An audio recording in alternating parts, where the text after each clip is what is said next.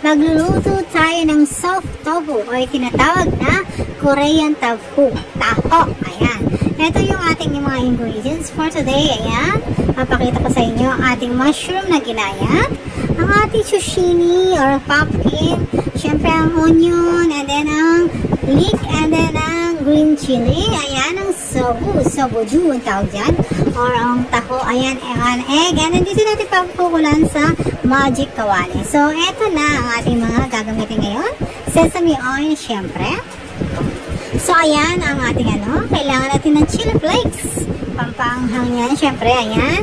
Bubuksan na natin kalan. Atin ang sasangkot siya or susuti ang ating giniling. Guys, ngayon ang aking ginamit ay giniling na beef. Beef giniling po ang mas malasa, mas masarap. So, ayan. Kung wala naman kayong beef, pwede rin pork. Basta, nasa inyo na rin yan. Syempre, ilalagay mo na yung sibuyas, onion, or leek. Ayan.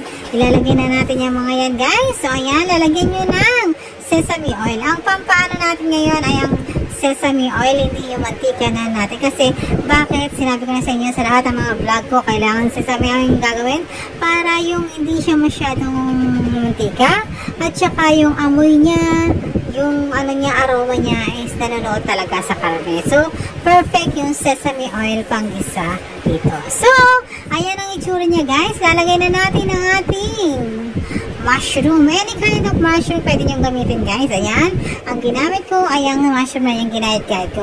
So, dry ang mushroom na yan. So, inyong ibabad lang. Yan. May nabibili sa mga supermarket. Alam niyo naman yan. Any kind of mushroom pwede niyong ilagay dyan. Kasi, yung mushroom is masarap siya para din siyang karne. Yung mga vegetarian po yan na pinampapalit nila sa kanilang mga karne. So, ayan. Nabubudburan na natin ng chili flakes. Ayan. Kailangan ng chili flakes. Pwede rin yung pag wala kayong chili flakes, yung red na sili, kagaya ng mga sili natin na labuyo. Ayan. Pwede yan. Basta't maano siya, malalasahan yung anghang. At saka yung texture ng kulay kailangan red.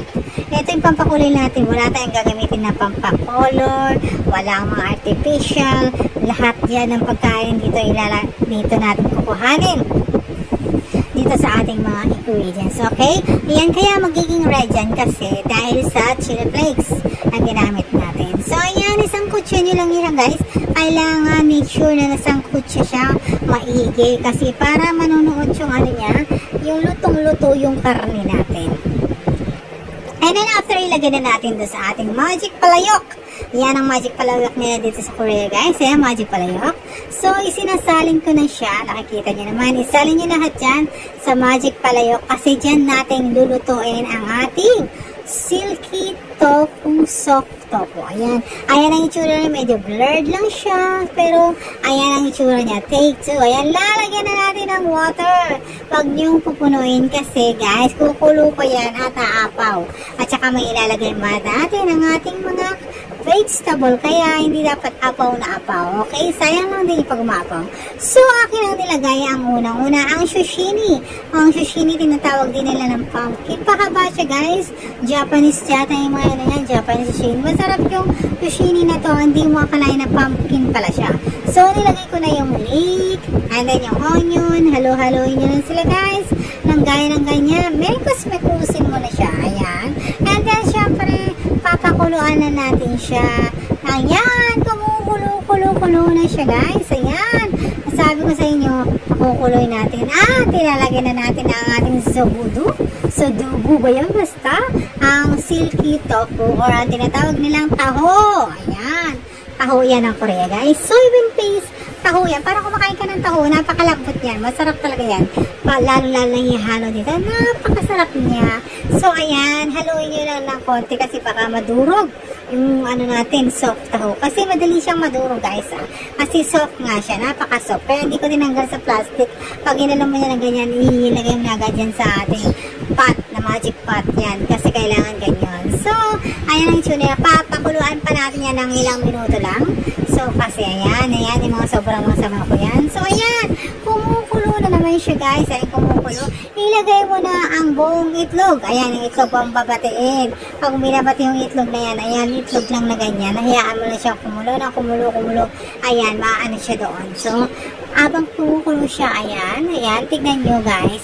patay na ang aking kalan pero kumukulo pa rin siya, di ba? Kahit na ilang minuto pa yan guys, kumukulo pa rin yan. Yan ang sinasabi ko sa magic pot na to. Ito yung magic pot na ginagamit nila guys. Ayan. So habang yan, makikita yung itlog dyan. Ayan. Di ba? Napaka-healthy ng soup na ito guys. So hindi mo akalain yung taho pala pwedeng gawin soup. Diba? Ngayon lang natin nalalaman yan. So, thank you so much sa mga pag-subscribe nyo sa akin. And bye-bye!